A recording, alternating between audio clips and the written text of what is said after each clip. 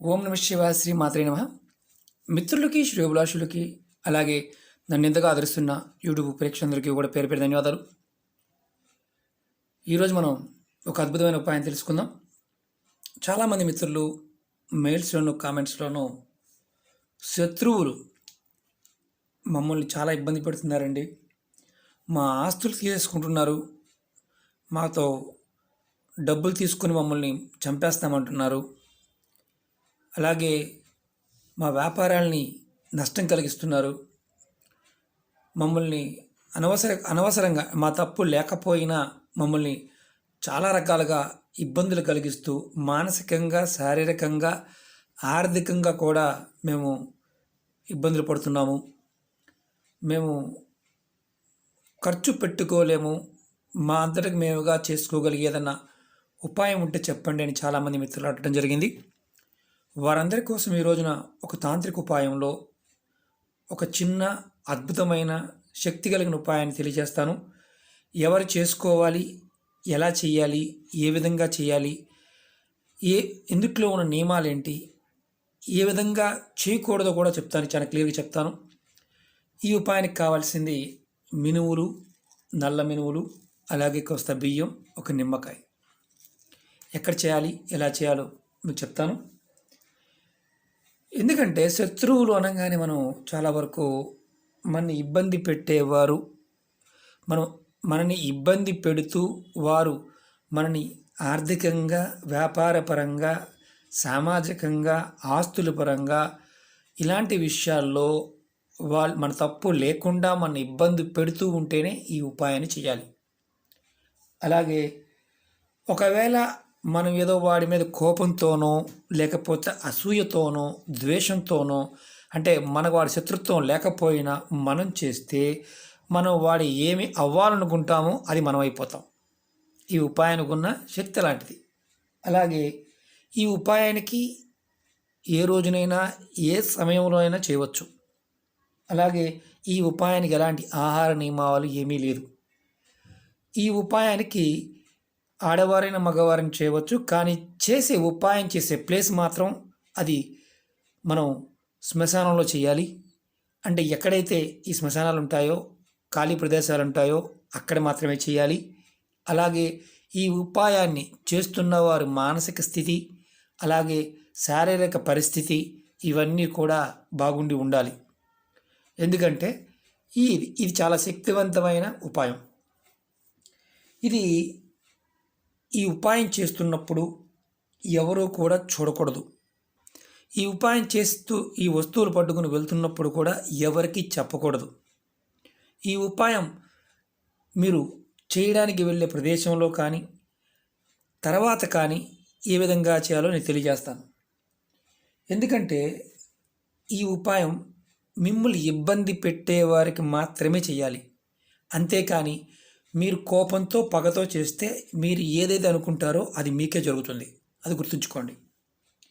దీనికి కావాల్సింది మినపగుళ్ళు 38 అంటే 38 తీసుకోవాలి. పొట్టుతో ఉన్న మినుములు, అలాగే ఒక 40 బియ్యపు గింజలు. ఇవి కూడా పగిలి ఇరిగి ఉండకూడదు, స్ట్రేట్గా ఉండాలి. అలాగే నిమ్మకాయ పచ్చ కలర్ ఉన్నా ఎల్లో కలర్ ఉన్నా పర్వాలేదు. ఇది ఏ రోజునైనా చేయొచ్చు. అలాగే మీరు మీ దగ్గరలో ఉన్న శ్మశానానికి వెళ్ళండి. ఊరికి దూరంగా ఉన్నా పర్వాలేదు. ఎక్కడైతే సమాధులు ఉంటాయో అక్కడ, శ్మశానం అనగానే మీరు వేరే అనుకోమాకండి, అది ఏ మతస్థులైన శ్మశానమైనా పర్వాలేదు. ఎక్కడైనా సమాధులు ఉండే ప్రదేశంలో ఈ కార్యక్రమాన్ని చేయాలి. దానికి ఎందుకు అందుట్లోనే చేయాలి అంటే, శత్రువు పాయింట్ ఆఫ్ వ్యూలో మన శత్రువు మన పూర్వకర్మ వల్ల కానీ, మన ప్రాబద్ధ కర్మ వల్ల కానీ, ప్రస్తుతం నడుస్తున్న జాతకరీత్యా కొన్ని గ్రహాల అనుకూలత లేకపోవడం వల్ల శత్రుత్వం అనేది పూర్వం నుంచే వస్తుంది. కానీ ఇప్పుడు పదే అడ్డుకుంటున్నప్పుడు, ప్రాక్టికల్గా వాళ్ళు మన ఇబ్బంది పెడుతున్నప్పుడు ఈ ఉపాయాన్ని చేయాలి. అలా కాకుండా చిన్న చితకా విషయాలకి మాత్రం చేయమాకండి. మనం శ్మశానానికి వెళ్ళి అక్కడ ముందు గొయ్యి తవ్వాలి, చిన్న గొయ్య, ఇంత గొయ్యి తవ్వాలి. దాంట్లో మీరు ఎవరైతే శత్రువు ఉన్నారో వారి పేరు చెప్పుకోవాలి. చెప్పుకొని ఈ 2 మినుములు అలాగే బియ్యం ఆ గోతులో వేయాలి. వేసి ఆ తర్వాత ఈ నిమ్మకాయని కట్ చేసి ఈ రసాన్ని దాని మీద పిండి ఈ తొక్కలు కూడా దాంట్లో వేసి మట్టి పూడ్చి చేయాలి. తర్వాత పూడ్చిన తర్వాత మీరు మీ ఇష్టదైవాన్ని మీ కులదైవాన్ని కానీ మనసులో అక్కడ తలుచుకోవాలి. ఏమనంటే ఈ నిమ్మకాయ కట్ చేస్తున్నాం కదా, ఇది పిండిన తర్వాత నిమ్మకాయ పిండిన తర్వాత మనం మీ మనసులో మీ ఇష్టదైవాన్ని కానీ మీ కులదైవాన్ని కానీ తలుచుకోవాలి. ఇది బాగా గుర్తుంచుకోండి, ఇది తంత్రం. ఇది మనం దేవుణ్ణి అక్కడ తలుచుకోవచ్చా అని మీరు అనుకుంటారు. దేవుడు అన్నిట్లోనూ ఉంటాడు, అన్ని ప్రదేశాల్లోనూ ఉంటాడు.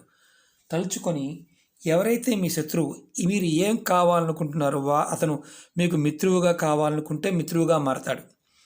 అతను వ్యాపారం మిమ్మల్ని ఇబ్బంది పెడుతున్నాడు, నా వ్యాపారం కానీ నా కుటుంబ విషయాల్లో కానీ లేదంటే నన్ను మానసికంగా శారీరకంగా ఇబ్బంది పెడుతున్నాడు, నా ఇబ్బందుల నుంచి నాకు ఇబ్బంది కలిగించకుండా ఉండే విధంగా చూడు అని మీ ఇష్టదైవాన్ని కోరుకోవాలి. మట్టి వేసేయాలి. ఈ పని చేస్తున్నప్పుడు మీరు ఎవరన్నా తీసుకువెళ్ళినా మీతో పాటు ఎవరైనా వచ్చినా అంటే బయట ఎక్కడ ఉన్నా వారితో కూడా మీరు మాట్లాడకూడదు.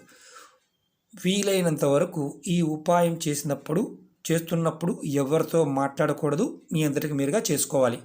ఆ తర్వాత మీరు శ్మశానం నుంచి వెనక్కి తిరిగి చూడకుండా ఇంటికి వచ్చేయాలి. వెనక్కి తిరిగి చూడకూడదు. అలాగే మధ్యలో ఎవరితో మాట్లాడకుండా ఇంటికి వచ్చేయాలి. ఒకవేళ మీరు మాట్లాడినా వెనక్కి తిరిగి చూసినా ఈ ఉపాయం పనిచేయదు. ఇది నెగిటివ్గా మీరు ఏదైతే అవతల వాళ్ళు ఇబ్బంది పడాలనుకుంటారో ఆ విధంగా వారికి ఇది ప్రేరణ కలుగుతుంది. ఇది ఎన్నిసార్లు చేయాలి, ఎన్ని రోజులు చేయాలి అని అనుమానం వస్తుంది. మీరు దీన్ని మీ ఓపిక ఉన్నప్పుడల్లా చేయవచ్చు. మీ శత్రువు నిర్వీర్యమయ్యే వరకు మీరు చేయవచ్చు. ఇది ఒకవేళ వాడి శత్రువు కాదు, మనం వాడి శత్రువు అనుకుని చేస్తే మనమే నిర్వీర్యం అయిపోతాం. అంటే మనకే దెబ్బలు తగులుతాయి, ఎదురు ఇబ్బందులు మనమే పడతాం. అది బాగా గుర్తుంచుకొని చేయాల్సిన విషయం. ఎందుకంటే ఆయుధం కత్తికి 2 పక్కల పదును ఉంటుంది.